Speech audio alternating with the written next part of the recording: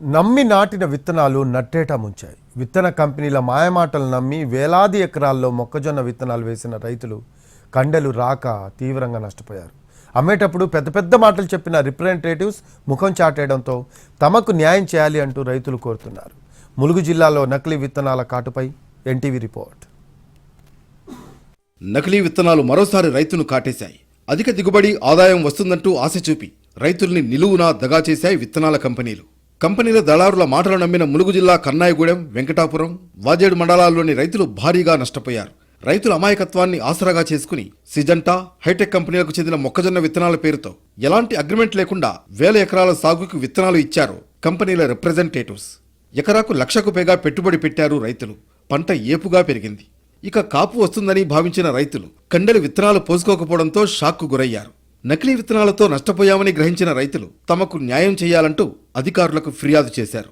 వ్యవసాయ అధికారులు మొక్కజొన్న కంపెనీలతో చీకటి ఒప్పందాలు చేసుకుని పూర్తి స్థాయిలో పంట నష్టం సర్వే చేయకుండా ఉన్నతాధికారులకు తప్పుడు సమాచారం ఇచ్చారని రైతులు ఆరోపిస్తున్నారు. నకిలీ విత్తనాలు అంటగట్టి తమను నట్టేట ముంచిన దళారులపై పీడీ యాక్ట్ కింద కేసులు నమోదు చేయాలని కోరుతున్నారు మొక్కజొన్న రైతులు. హైట్ అయితే పెరిగింది, సొప్ప అనేది పెరిగింది తప్ప కండెలు విత్తనాలు ఎక్కలేదు. అసలు విత్తనాలు ఎక్కలేదు. 3.5 టన్నులు, 3 టన్నులు, 4 టన్నులు కూడా పంతదన్న విషయం ఇదంతా. ఒక్క కండె కూడా పూర్తి విత్తనాలు పోసుకోలేదు. టన్ను వస్తుందో 1/2 టన్ను వస్తుందో కూడా ఎవరికి తెలియని విషయం ఇది. ఒప్పందం అయితే 3.5 టన్నులు కదా, 3.5 టన్నులకి వాళ్ళు ఇప్పుడు వచ్చి చూసేది లేదు. అసలు ఇక్కడికి ఎవరు కూడా చేరుకుంటాను లేదు. ఏజెంట్ కానీ ఆర్గనైజర్ కానీ ఎవరు వస్తాను లేదు ఇక్కడికి.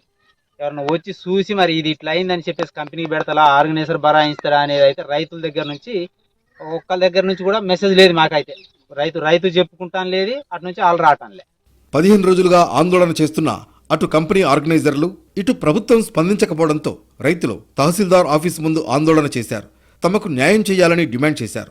నకిలీ విత్తనాల వ్యవహారంపై స్పందించిన కలెక్టర్ దివాకర్ క్షేత్రస్థాయిలో పంట నష్టం వివరాలను తెలియజేయాలని వ్యవసాయ అధికారులను ఆదేశించారు.